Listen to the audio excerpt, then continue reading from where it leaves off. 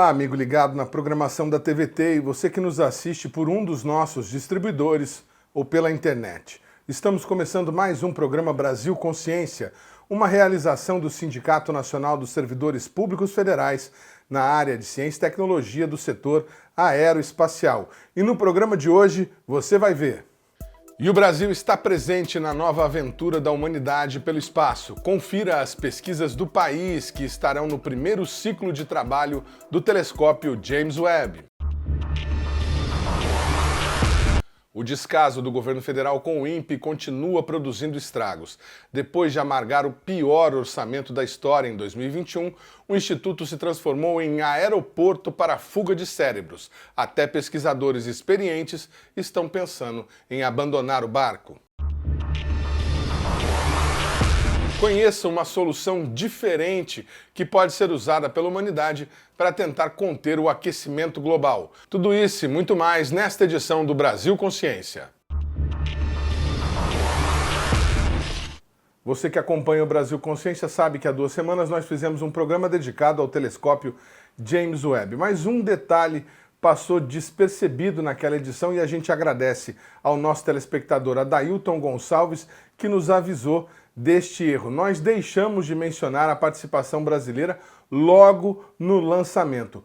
O Centro de Lançamento da Barreira do Inferno, o CLBI, como alguns preferem, participou do monitoramento do foguete Ariane 5, que levou o James Webb ao espaço.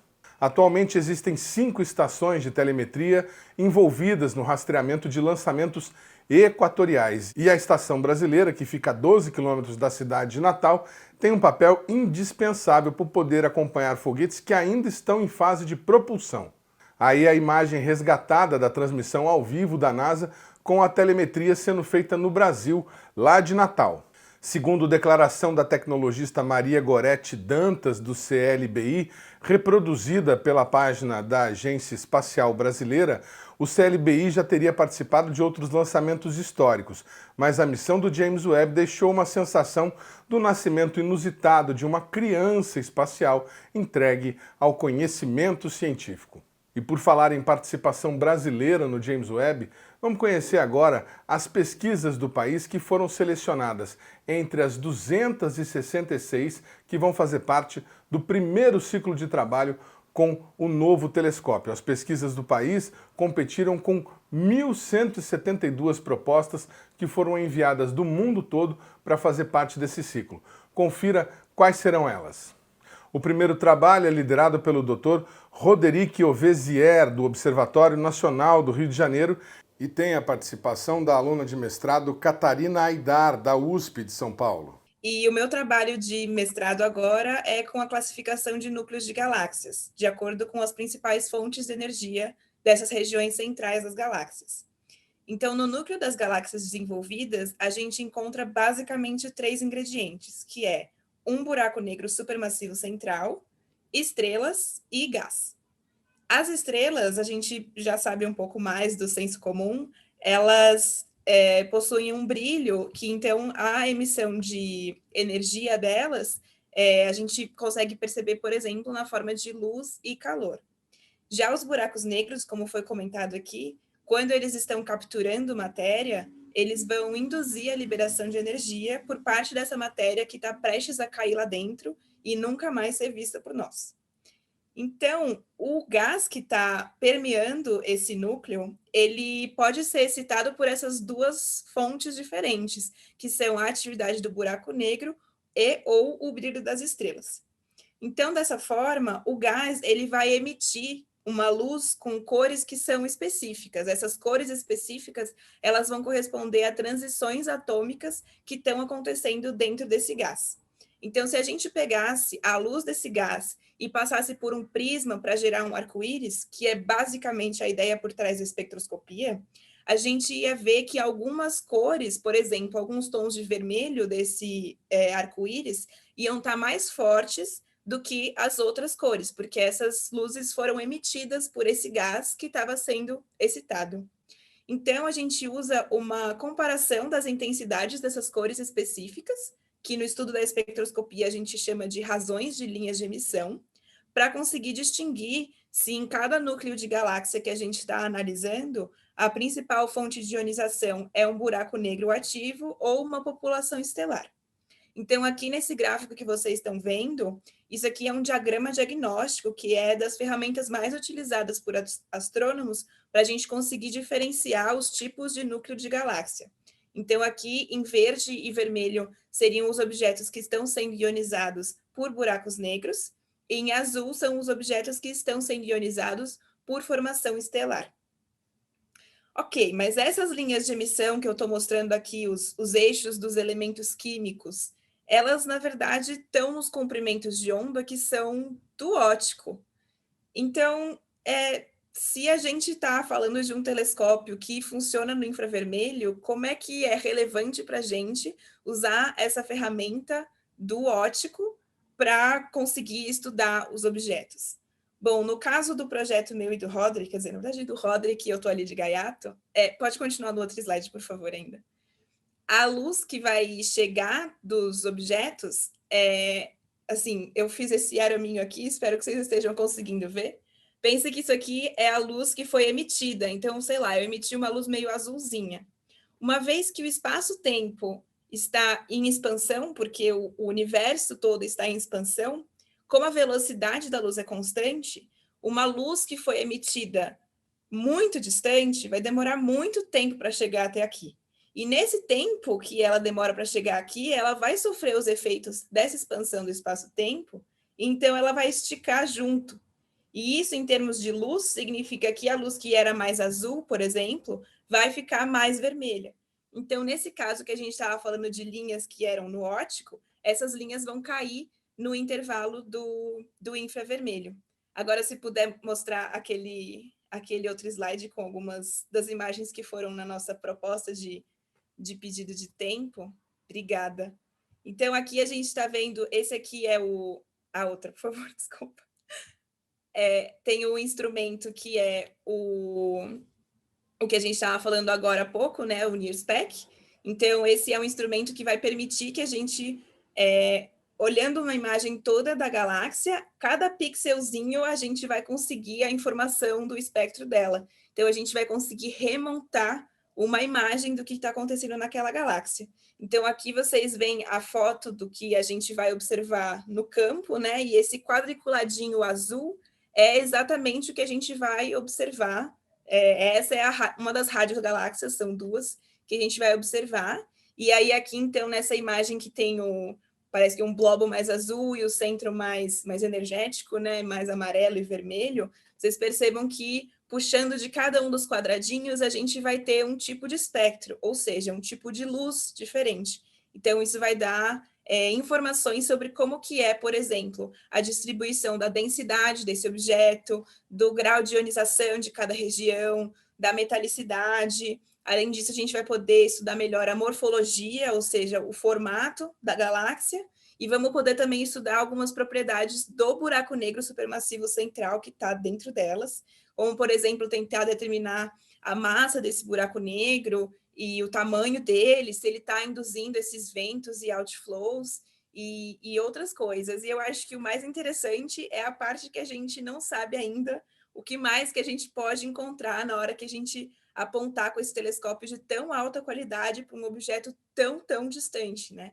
Então, acho que essa é a parte mais empolgante que a gente só vai saber depois que a gente já estiver tratando com os dados. E eu queria lembrar que parte da importância da gente estudar essas galáxias que são tão distantes é a gente entender melhor uma pergunta que é uma pergunta fundamental não para cientistas ou astrônomos, mas para a humanidade, que é de onde que nós viemos, né?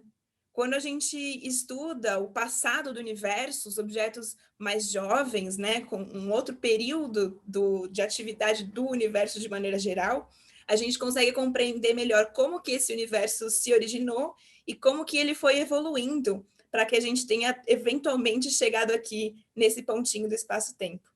Outro trabalho brasileiro que fará parte do primeiro ciclo é liderado pelo professor Rogemar Riffel, da Universidade Federal de Santa Maria, que tem a participação da aluna de doutorado Marina Bianchim. Neste trabalho, os pesquisadores brasileiros vão observar 3 galáxias mais próximas. Veja a explicação. O nosso projeto Um dos objetivos de se executar essas observações com James Webb é tentar determinar quais são os ingredientes necessários para essas simulações cosmológicas do universo, para esses modelos de evolução do universo. Nós queremos determinar quantas xícaras de gás a gente precisa colocar dentro desses modelos para eles de fato reproduzir as observações das galáxias, da estrutura do universo, de como que elas são. Para isso, nós vamos estudar principalmente, não somente, mas principalmente a distribuição e a cinemática do hidrogênio molecular nessas galáxias. Nós escolhemos 3 galáxias para serem observadas com o telescópio James Webb. São galáxias próximas, a distâncias de 300 a 600 milhões de anos-luz da Terra, e nós vamos utilizar uma técnica chamada de espectroscopia de campo integral, que tem uma vantagem, isso é único no infravermelho médio, que é onde as observações vão ser realizadas. Ela permite, ao mesmo tempo, observar a distribuição e a quantidade do gás e também como que esse gás está se movimentando. Para isso, nós vamos utilizar 2 instrumentos do telescópio James Webb, que são o NIRSPEC e o MIRI. A Marina vai comentar um pouquinho mais sobre o instrumento MIRI e depois, mais para frente, o Rodrigo vai falar sobre o NIRSPEC. Então, o MIRI, se puder passar o próximo slide, o MIRI ele é um instrumento que significa instrumento do infravermelho médio. Essa é a tradução da sigla, do nome dele.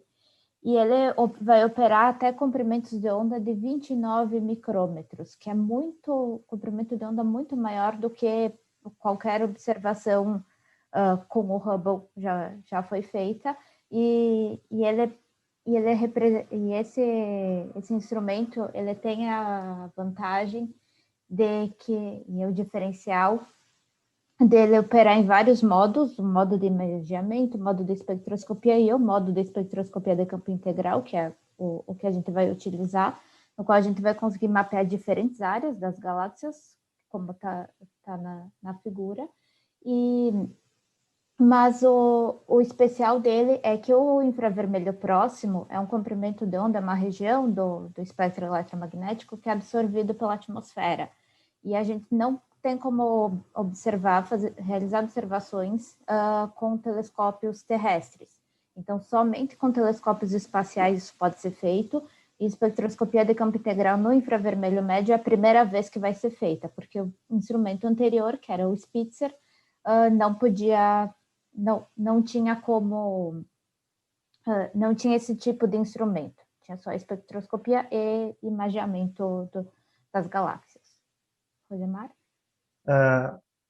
Eu vou falar um pouquinho sobre a seleção das 3 galáxias.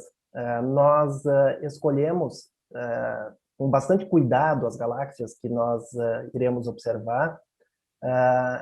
São galáxias próximas, como eu mencionei, tem o buraco negro acretando matéria lá no centro, mas além disso nós utilizamos observações anteriores com o telescópio Spitzer, combinamos essas observações com dados no visível e escolhemos as 3 galáxias que são as principais candidatas entre todas as galáxias observadas com o Spitzer do universo local para abrigar outflows, ejeções de gás molecular bastante potentes.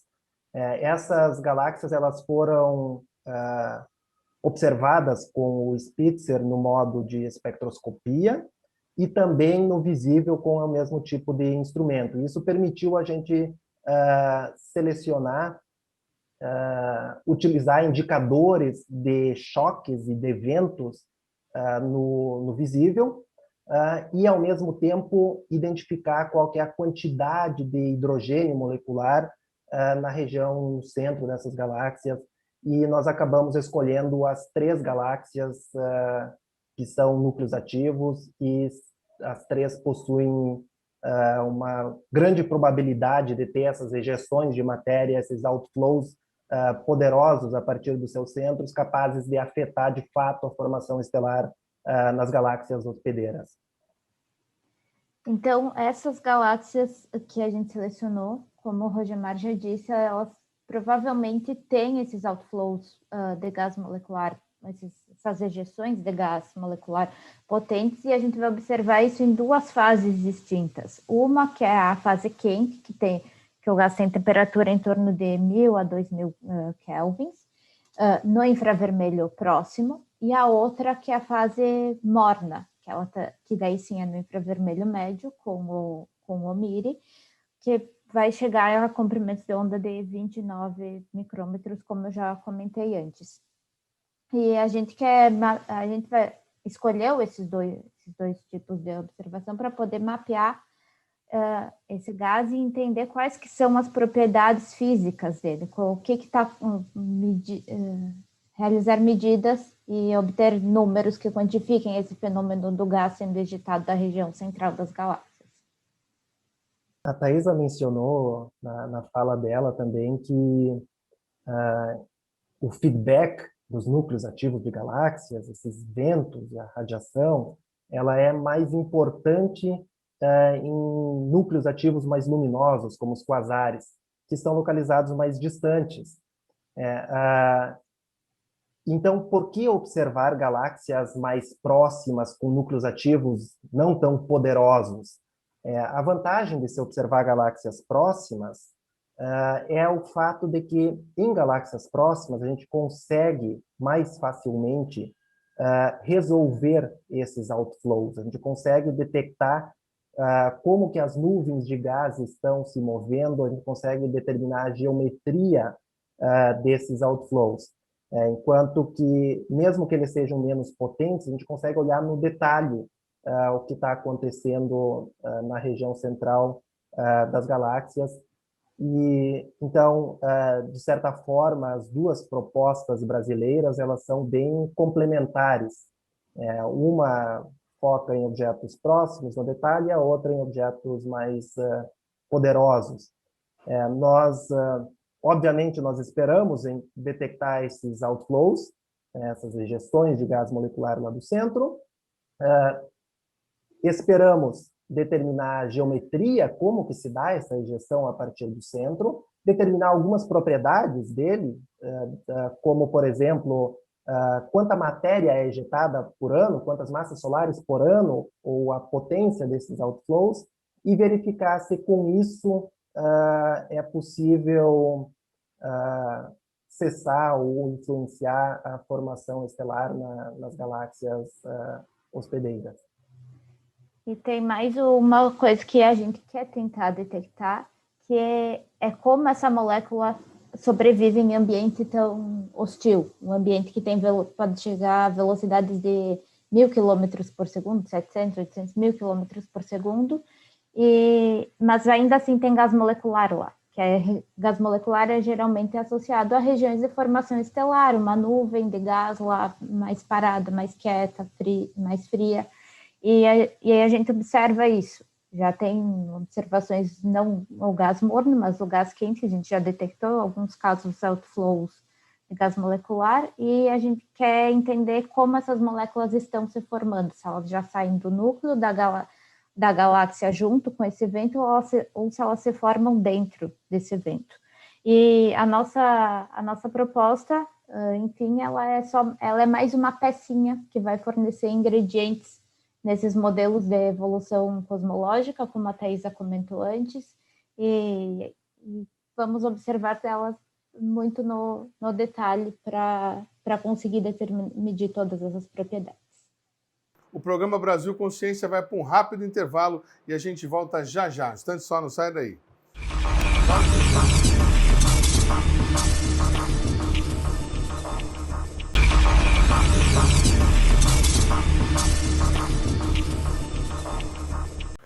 Muito bem, gente, estamos de volta ao programa Brasil Consciência, falando hoje sobre a crise orçamentária no INPE e os desdobramentos da tal reforma administrativa. 2 anos se passaram, pouco mais de 2 anos depois do anúncio da tal reforma. E para falar sobre isso, a gente está aqui com a pesquisadora, virtualmente nessa entrevista, Evelyn Márcia Leão de Moraes Novo, que é graduada em Geografia pela Unesp de Rio Claro, possui mestrado em Sensoriamento Remoto pelo INPE, doutorado em Geografia pela Universidade de São Paulo e pós-doutoramento em Radiometria pela Universidade de Sheffield. Muito bom dia, doutora Evelyn, obrigado pela senhora ter aceitado o nosso convite mais uma vez. Senhora que é pesquisadora do INPE há tanto tempo, o que a senhora tem para nos contar de novidade sobre tudo isso que está acontecendo por aí? Começando com a questão do orçamento. Ano passado a gente teve um dos menores orçamentos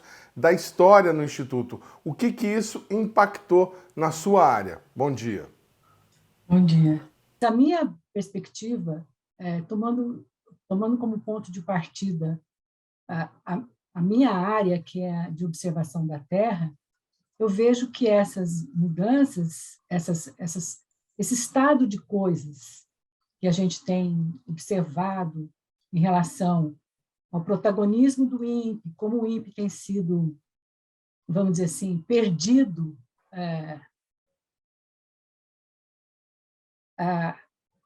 protagonismo nas suas ações, né, na forma de atuar, de servir a sociedade, tudo isso tem trazido para muitas pessoas um grande desânimo, e a questão do orçamento é uma delas, por exemplo. Hoje mesmo, o que a gente recebe de informação? A gente recebe de informação é que não tem dinheiro para nada, e que a gente tem que ficar participando de grupos de reuniões para tentar pensar projetos para captar dinheiro em outros locais, assim, para manter viva a atividade, porque do Tesouro, pelas vias nacionais, assim, federal, né, não tem esse dinheiro.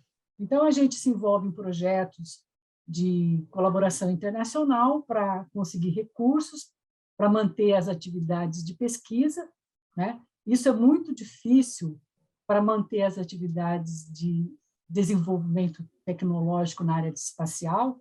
Então, por exemplo, os projetos que estão sendo pensados são projetos que não são, na área de satélites, por exemplo, não são projetos inovadores, porque existe uma necessidade de fazer o que é possível com os recursos que são possíveis, entendeu?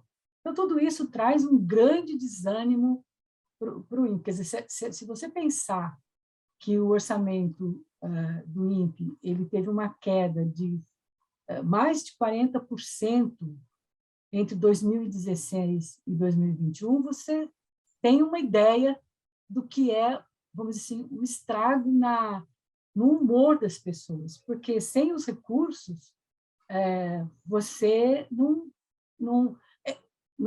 consegue ter esperança de que as coisas vão ser realizadas.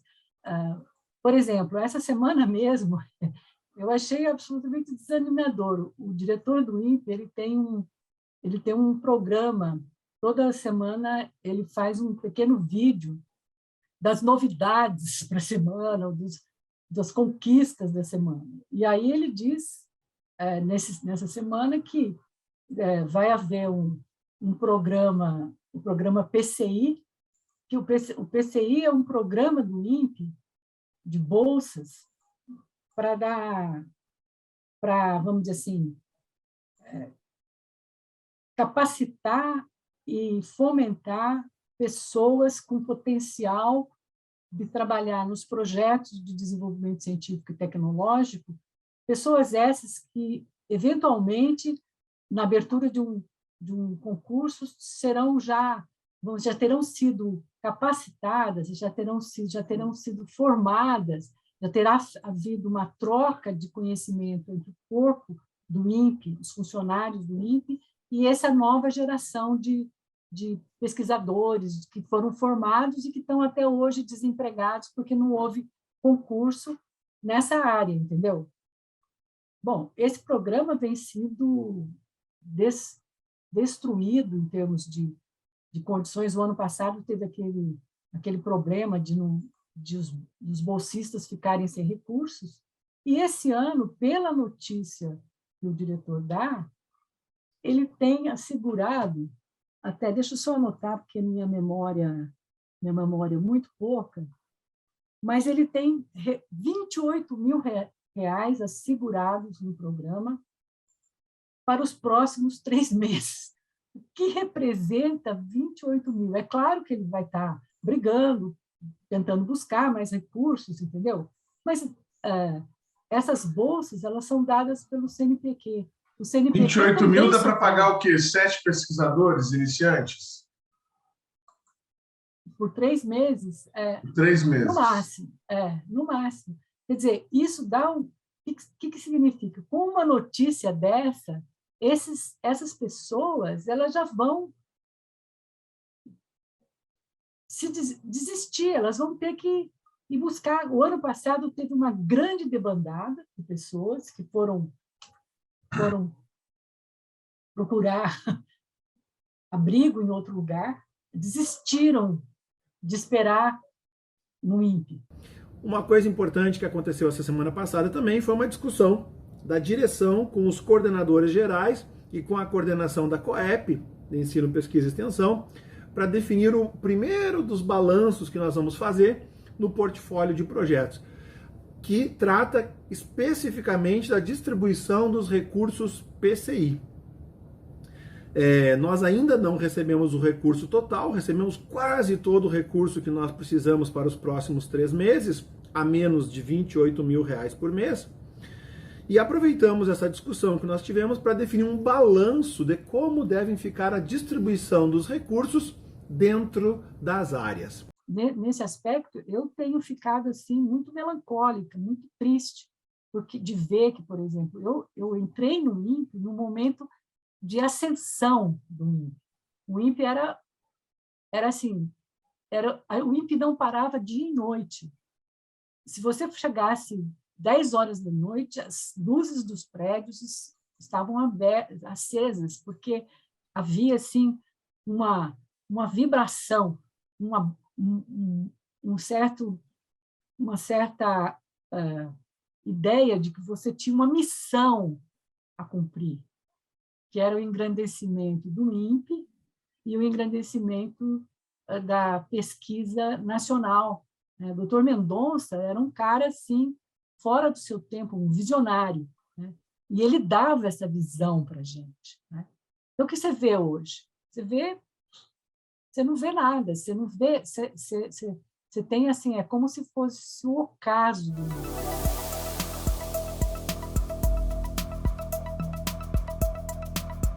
E hoje o que está acontecendo é que houve uma mudança na estrutura do INPE.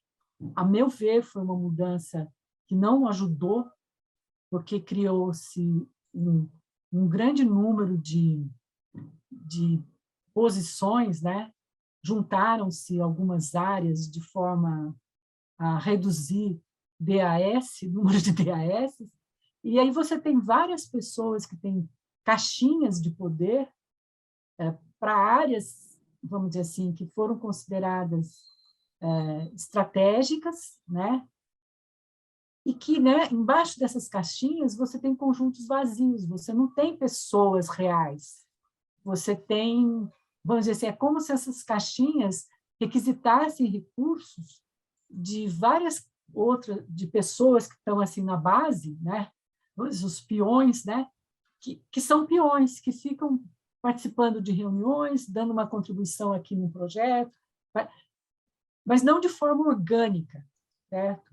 E aí, os projetos para tocar, para serem realizados, dependem dos PCIs, dos bolsistas de pós-graduação, né? Que são uma mão de obra volante, porque você não consegue manter aquelas pessoas. E quando eles vão, é muito interessante, porque eles são cheios de amor pelo INPE e pelo Brasil. Então, eles vão, eles pedem perdão de estar abandonando o barco, etc.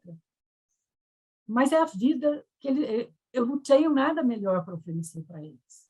Você entendeu? Eu não tenho como bancá-los aqui. A realidade da vida se impõe, né? A realidade da vida se impõe. E aí eles prometem, não, professora, a gente vai continuar participando dos seus projetos, a gente vai...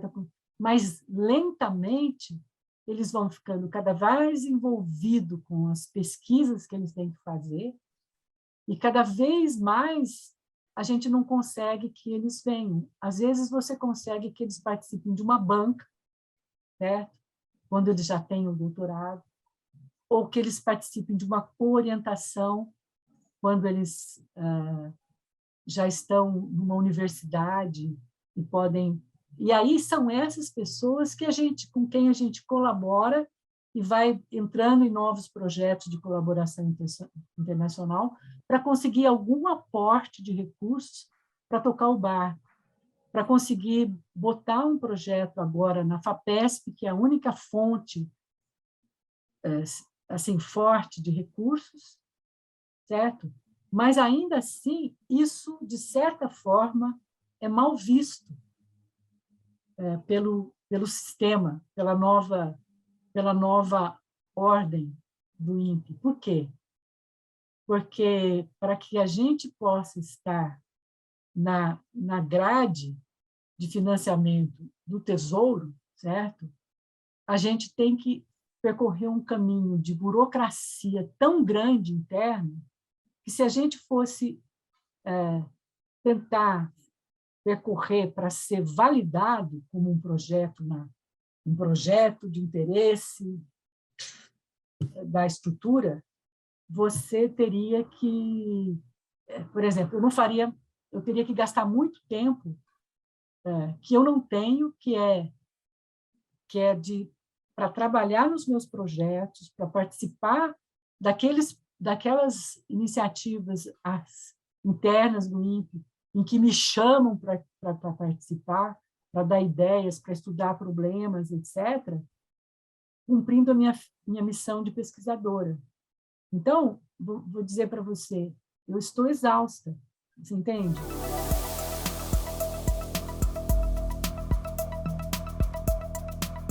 Algumas áreas que foram terceirizadas, por exemplo, você vê uma troca de pessoal terceirizado, uma substituição desse pessoal terceirizado pela terceirizada todo ano. Então, assim que a pessoa tem assim que ela se capacita e tem uma oferta de um ganho maior do que um mísero básico da coisa, ela vai, porque essa área de TI é uma área que cresceu muito durante a pandemia, principalmente.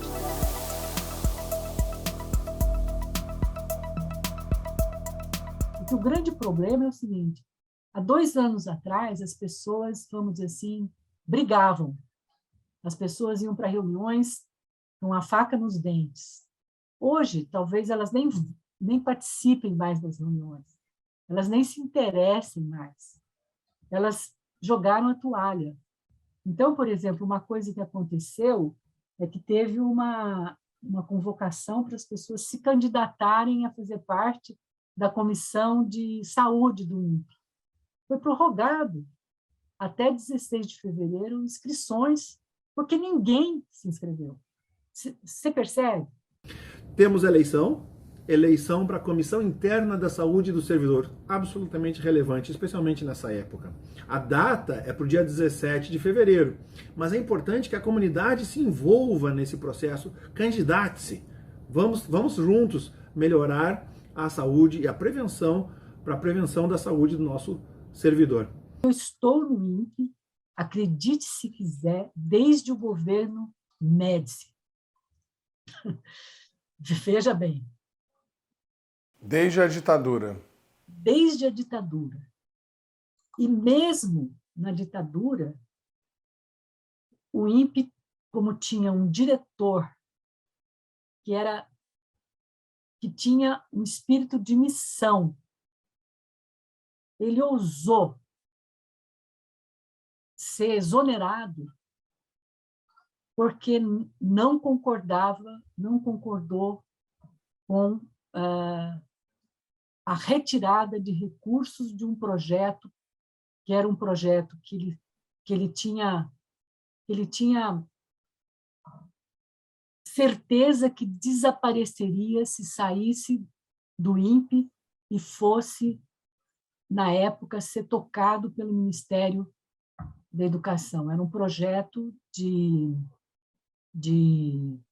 era um projeto SACI, de educação, de teleeducação, que depois só reapareceu muitos anos depois, né? Então, quando você convive com homens dessa estatura, e você vê, por exemplo, que o nosso ministro, ele não lutou por esses recursos, foi até, vamos dizer assim, ele é como se, eu não tenho nada pessoal contra ele, entendeu?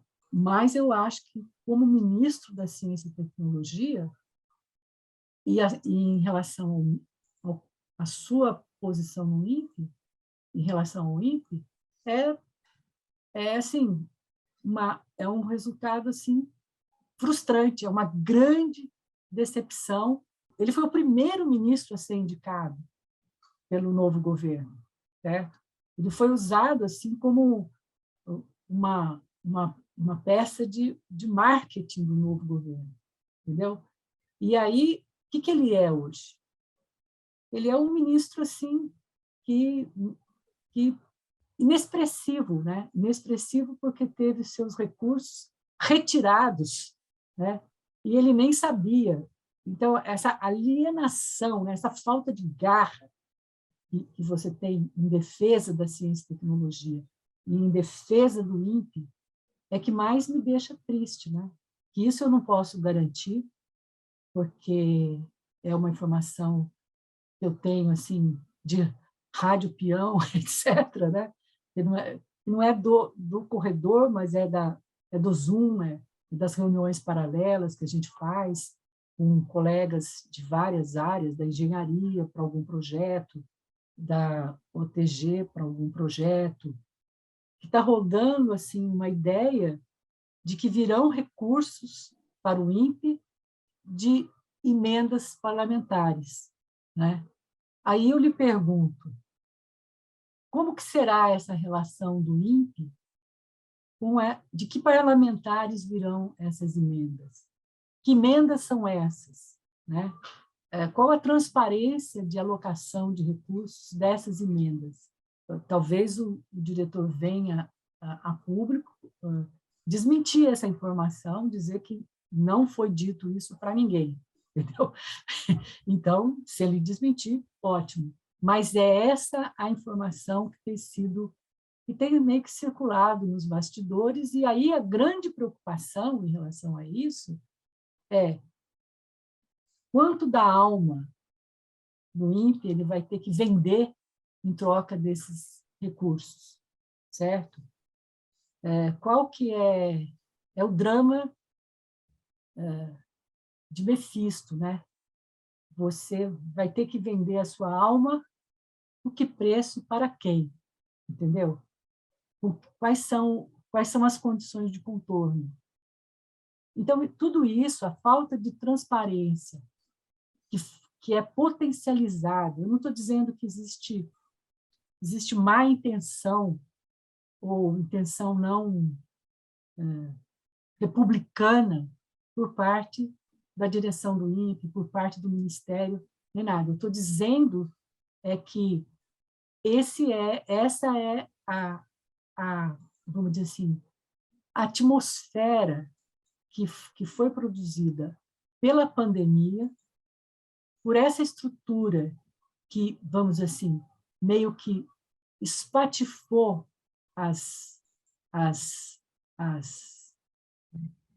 os grupos que existiam dentro da OBT e deixou esses grupos em caixas separadas, sobre gestões distintas, e que há, vamos dizer assim, um grande medo das pessoas, porque não existe assim, existe um sentimento de silenciamento, de que você não pode falar o que você pensa, porque você não vai ser bem entendido. Qualquer coisa que você fale em forma de uma crítica a alguma coisa é entendida como como você sendo de oposição, ou de você não querendo, você está fazendo você uma posição ideológica, ou, você entendeu? Então, isso é uma coisa extremamente difícil, certo? E aí eu Está quero dizer para refletido você, dentro do INPE o comportamento que da grande parte do sociedade, governo federal tem. Se você não da está a favor, parte, você está contra. se você não está alegre com o que está acontecendo, é porque você é contra o governo, porque você é uma petista, etc., que você é uma esquerdista, etc. E não é o meu caso. Se eu sou uma coisa, eu sou uma pessoa cuja minha única, vamos dizer assim, bandeira, assim, que eu vivi a vida inteira, eu sou uma pessoa, eu sou cristã. Eu acredito em Deus num ambiente que pouca gente acredita em Deus, certo? Meus colegas, às vezes, sou até objeto, às vezes, de umas pequenas brincadeiras deles, né? Porque eu sou, teoricamente, evangélica, entendeu? Então, eles acham que eu compartilho desse negacionismo, dessa visão, assim, absolutamente alucinada de alguns grupos que se dizem evangélicos, né? E que muitas vezes, e talvez sejam até evangélicos, mas que não são, que eu acho que Jesus estaria correndo na direção oposta deles, entendeu? Por causa das mentiras, por causa, né? Por causa da forma como se mente, da forma como se distorce a verdade, da forma como não se tem compaixão, não se tem empatia, não se tem amor, amor pelo que foi construído, certo? Durante tantos anos, com a dedicação de muitos pesquisadores que passaram grande parte dos seus dias, né? Alguns desses pesquisadores até morreram na pandemia, certo? E não estão mais aqui, mas que foram pessoas que poderiam ter se aposentado, mas às vezes davam uma fugidinha no INPE e contraíam uma Covid, né? A gente não vai sair desse buraco nos próximos 30, 40 anos, porque a queda que a gente está tendo é muito grande e como o sujeito do conhecimento é o homem, não há outro sujeito de conhecimento que não seja o homem, tá? Quando o homem não está capacitado e quando a sua alma não está posta na missão que ele tem que fazer, quando ele não tem esperança, né? O Dante fala que a porta do inferno é onde não há mais esperança. Então, se a gente vai perdendo a esperança de que o INPE volte a ser uma instituição, a instituição que foi, que não é mais. Se a gente perder a esperança de que a área de ciência e tecnologia volte a ser o que foi, por exemplo, na década de 50, 60, tal, na década de 90, 2000, por aí, início dos anos 2010, certo? A gente começa essa terceira década, né, com uma perspectiva muito, muito dolorosa, certo? Então, é por isso que eu acho que eu não vou ficar para receber minha medalha de 50 anos, que era um projeto que eu tinha, se Deus me permitisse, certo? E vou trabalhar em outras coisas, porque eu realmente não vou ter tempo de ver o INPE se reerguer, entendeu? E talvez até 2050 ele esteja, 2024, que é quando eu completo 50 anos, o INPE esteja ainda mais depauperado, etc. Com as pessoas se acotovelando para ver quem se aposenta antes. Eu estou dizendo as pessoas que estão na minha faixa e que estão com tempo para aposentadoria, se acotovelando para ver quem se aposenta antes para não ver o ocaso.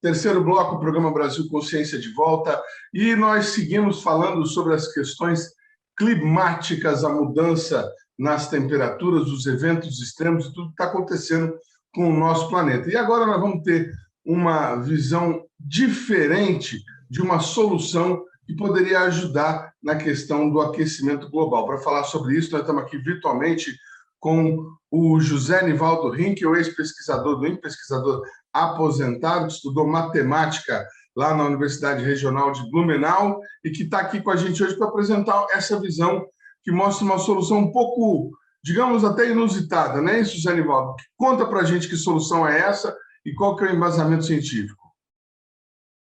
Essa solução, ela na verdade não é muito nova. Ela já foi proposta anteriormente, por exemplo, pelo um físico americano, Steven Chu, e ela é bem conhecida. Trata-se basicamente de você tentar reequilibrar a radiação terrestre para reduzir a quantidade de calor que está sendo armazenada na atmosfera devido ao efeito estufa. Então, quer dizer, o que se propõe é que se aumente a quantidade de energia solar que é refletida para o espaço, e dessa forma você reduz a quantidade de calor que é armazenada na Terra devido ao efeito estufa, e reduzindo essa quantidade de calor, você também reduz o aumento de temperatura da Terra pelo aquecimento global. Então, essa solução ela se encaixa num conceito geral de geoengenharia, quer dizer, você faz uma reengenharia da Terra para alterar as condições de radiação. E como é que seria isso? Basicamente, para aumentar a quantidade de energia refletida da Terra, você cobre, por exemplo, as superfícies das casas, ou asfalto, ou prédios, com uma película ou uma pintura refletida. Então, com isso, você refletindo maior quantidade de energia incidente, você reduz a quantidade de calor retido na Terra. Então, e essa questão a energia incidente, ela não é sujeita ao efeito estufa. Apenas a energia radiada da Terra é que é aprisionada pelo efeito estufa.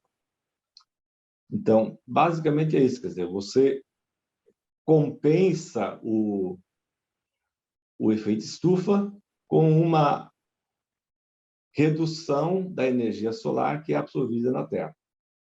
Peraí, deixa eu ver se eu compreendi. Seria fazer uma forma como a Terra pudesse refletir a luz que ela recebe do Sol para diminuir, equilibrar a questão do efeito estufa. Como é que seria essa reflexão, Zé Nivaldo? Olha, a Terra, em geral, tem uma refletividade média de 80%.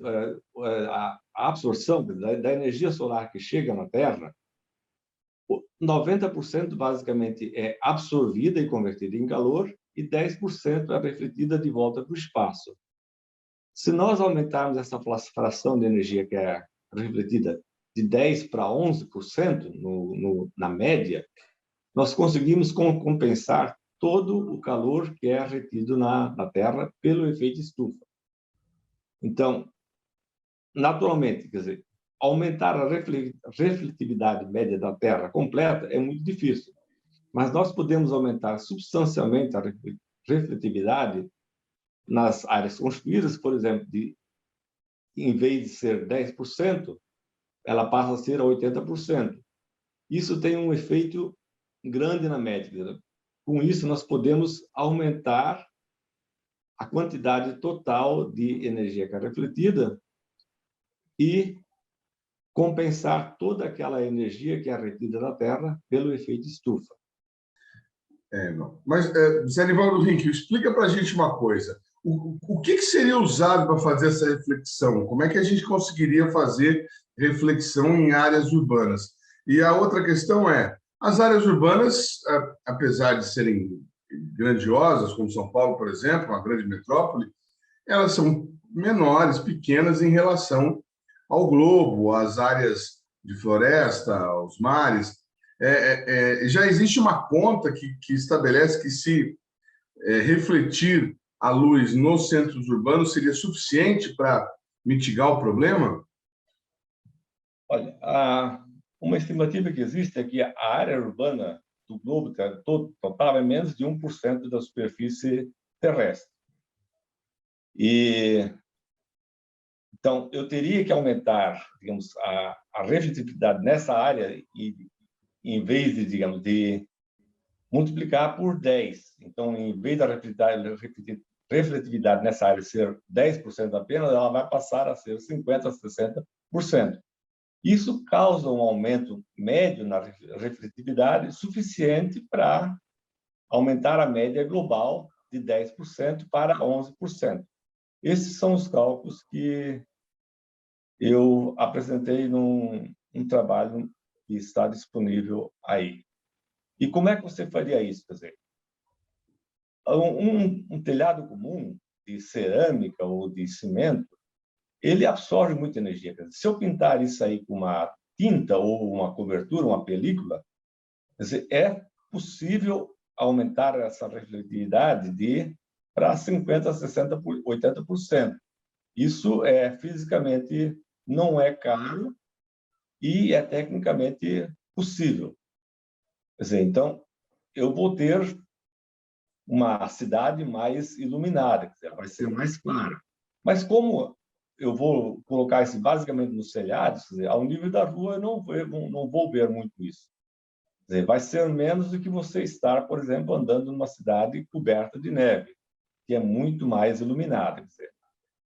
Então, quer dizer, é algo que é possível, não é caro, eu não preciso fazer uma estrutura para colocar, porque eu já tenho lá o telhado, eu só vou lá e coloco uma película ou uma tinta refletiva. São tintas comuns que existem por aí. E não precisa ser um espelho, ela vai refletir difusamente. Então, essa é a proposta, basicamente. Agora, isso já foi testado em algum lugar? Tem algum país, alguma cidade que esteja testando esse conceito, fazendo o projeto de alguma maneira, dando essa solução de alguma maneira, nem que seja experimental, Zé? Olha, isso já foram feitos alguns experimentos em regiões, eu não sei se na Noruega ou Suécia, foram feitos testes iniciais. E, quer dizer, conceitualmente não existe muita dúvida sobre isso. É um negócio que pode ser basicamente feito. Se for feito em regiões tropicais, como o Brasil, por exemplo, ou países que têm muita insolação, como os países árabes ou os desertos, assim, que tem uma grande incidência solar durante todo o dia, isso aí seria mais notável. O efeito é basicamente o mesmo de um aquecedor solar, por exemplo. O aquecedor solar funciona também como um efeito estufa. Ele tem uma superfície absortiva e tem um vidro que basicamente faz o efeito estufa, evita que o calor gerado seja radiado direto para o espaço. Com isso, um aquecedor,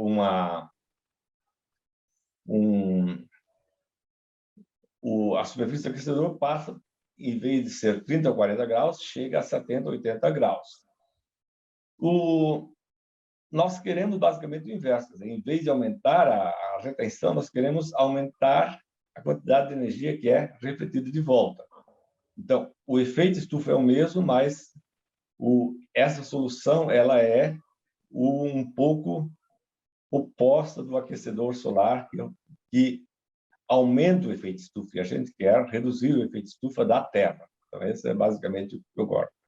O efeito, do ponto de vista de conceitual, ele é muito parecido com o aquecedor solar, que usa o efeito estufa, só que para aumentar o calor retido. Nós queremos aumentar a quantidade de calor que é refletida de volta para o espaço. Você mencionou, Zé Henrique, no começo da entrevista, o idealizador dessa proposta. Ele, inclusive, foi um dos consultores, dos interlocutores lá do governo Obama, o presidente Obama dos Estados Unidos. Por que você acha que essa solução, tendo uma pessoa que teve acesso ao homem mais poderoso do mundo, ainda não se consolidou, não se desenvolveu ou não encontrou um grupo maior de adeptos aí na comunidade científica? Essa é uma espécie de um mistério, né? Porque esse físico, Steven Chu, ele recebeu um prêmio Nobel. Ele fez essa proposta numa conferência do clima em Londres, acho que em 2009. E havia muitos físicos também apoiando essa ideia. Então, é estranho que isso não tenha sido, digamos, mais adotado na comunidade. Eu vejo como algumas possibilidades, quer dizer, porque essa solução ela vai, de certa forma, privilegiar a ação de países que estão na região tropical. E os países que, historicamente, mais contribuíram para o efeito estufa são aqueles que estão em regiões em que a aplicação dessa solução é menos favorável.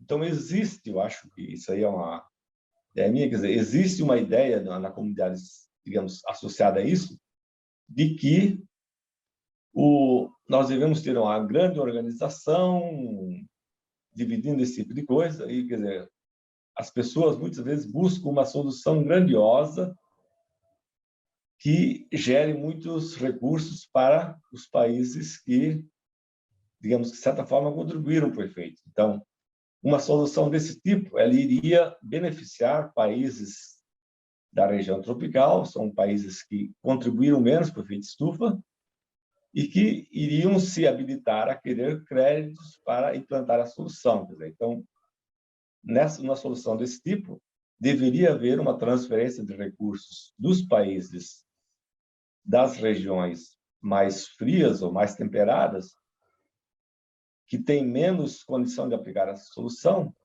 para países como o Brasil ou países da África, que seriam, digamos, os principais locais onde essa solução seria aplicada e, digamos, seriam países que iriam requerer créditos para fazer isso. Quer dizer, no mercado de crédito de carbono, esses países poderiam receber mais crédito. Então, o Brasil poderia ser um país muito beneficiado, porque, digamos, as cidades como São Paulo, por exemplo, elas iriam rapidamente se tornar neutras do ponto de vista de carbono e de absorção de energia, e isso teria um efeito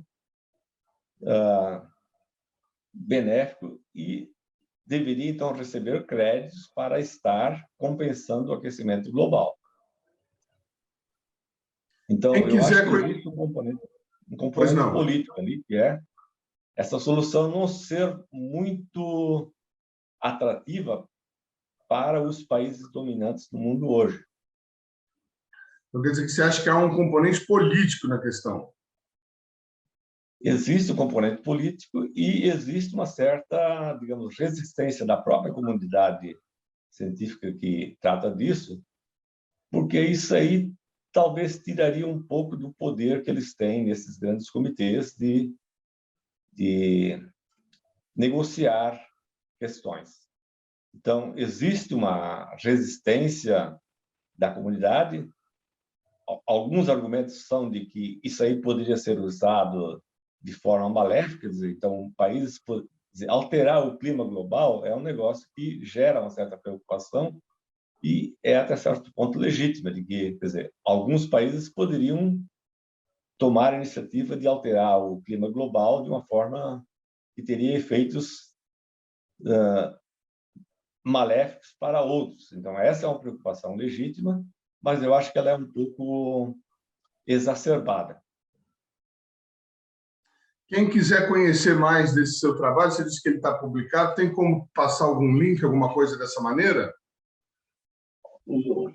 O portal chama-se ResearchGate e ele publica artigos pré-print ou coisa assim, e também artigos já que foram revisados. Tá certo, quero agradecer demais ao José Nivaldo Rinkel pela participação aqui no nosso programa.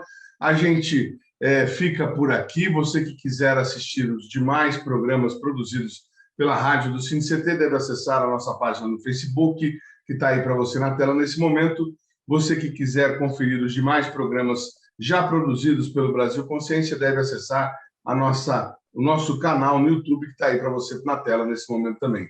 Dúvidas, críticas, reclamações e sugestões, nosso e-mail sempre à disposição dos nossos telespectadores. O programa Brasil Consciência vai ficando por aqui. A gente volta na semana que vem com mais uma atração inédita para você. Tchau!